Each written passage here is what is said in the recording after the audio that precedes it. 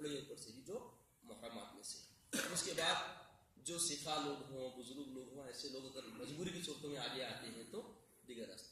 مگر غیر محرمات فوری بعض دوست آ رہے تھے, بیٹا نہیں اترتا, بھائی نہیں اترتا, چچا ماموں نہیں اترتے, کون کی پڑوسی ہے, نوجوان بھائی ہے, خود قریبی ہمارے رشتہ دار بن کے رہتے.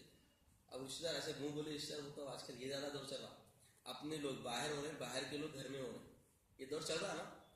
مگر یاد رکھیں اس میں نہ افضلیت ہے نہ اس کی جزا ہے. جزا اسی چیز کی ہے جو خونی رشتوں کی.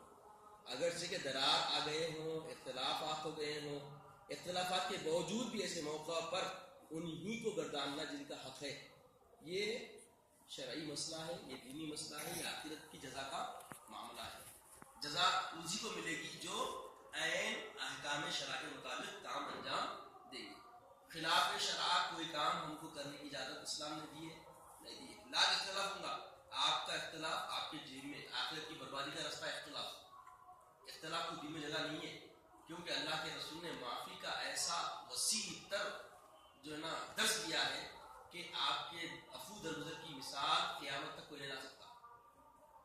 ہندا جو خاتون تھی, کتنا بڑا جرم کری, کیسا ظلم کری, ہاں, اور اللہ کے حضور صلی اللہ علیہ وسلم اور آپ کے اہل خاندان کو محسوس کیا گیا, مکے کے لوگ سب کو اللہ کے معاف کر دیا. کتنی تکلیف دی گئی, مگر کسی کو اللہ کے حضور نے بدلا دیا کوئی بتا سکتا.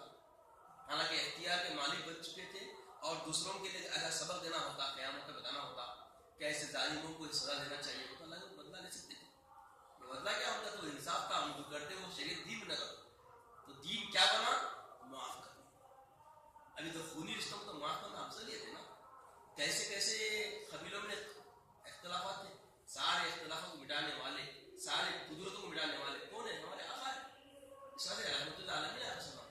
تو آقا علیہ السلام کی رحمت والے نبی کی ہم امت ہے, تو ہم بھی رحم کرنا, عفو درگزر کرنا ہماری اولین ذمہ داری ہے. پھر بتایا گیا کہ عورت کے جنازے کے ہمراہ چلنا یا خبر پر جانا, میت کو خبر میں اتارنا, اگرچہ میت عورت کی ہو منع ہے.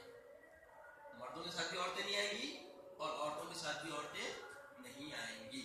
اگر کوئی حاملہ عورت مر جائے اور اس کے پیٹ میں بچہ زندہ معلوم ہو تو پیٹ چاک کر کے بچے کو نکال لیا جائے, اور اگر بچہ زندہ نہ ہو تو پھر پیٹ چاک کرنا یا کسی جاہلانہ رسم کو عمل میں لانا منع ہے. بعض لوگ کرتے ہیں کچھ باتیں دیکھنے میں تو نہیں آئی, سننے میں آئی, کہ اگر حاملہ عورت مر گئی تو اس کے بارے میں مختلف قسم کے رسومات لوگ بنا لیے. تو سارے رسوم باطل ہیں, یہ غیر مسلموں کے عقیدے. اسلام میں کوئی رسم نہیں ہے. ہاں, حرارت محسوس ہو رہی, پیٹ میں روڈنگ ہو رہی ہے یا حرکت ہو رہی ہے, اس کا مطلب بچہ زندہ ہونے کی علامت ہے. تو ویسے موقع پہ کیا کریں گے, پیٹ چاک کر کے بچے کو باہر نکالیں گے. اور اگر حرکت نہ ہو تو ایسی کوئی بات نہیں ہے, وہ جو بھی معاملہ ہے وہ بھی جانے سے چلا جائے. پھر بتایا گیا کہ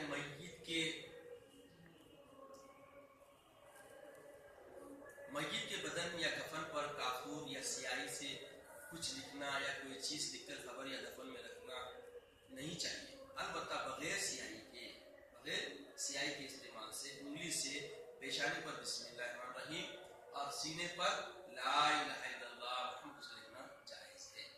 یہ اس لیے ہے کہ اس میں ایک تمانیت ہے, اور پھر کیا ہے, انہیں ہمیشہ اللہ کا نام لے کے رہا سو, اللہ کا نام لے رہا ہے تو پیشانی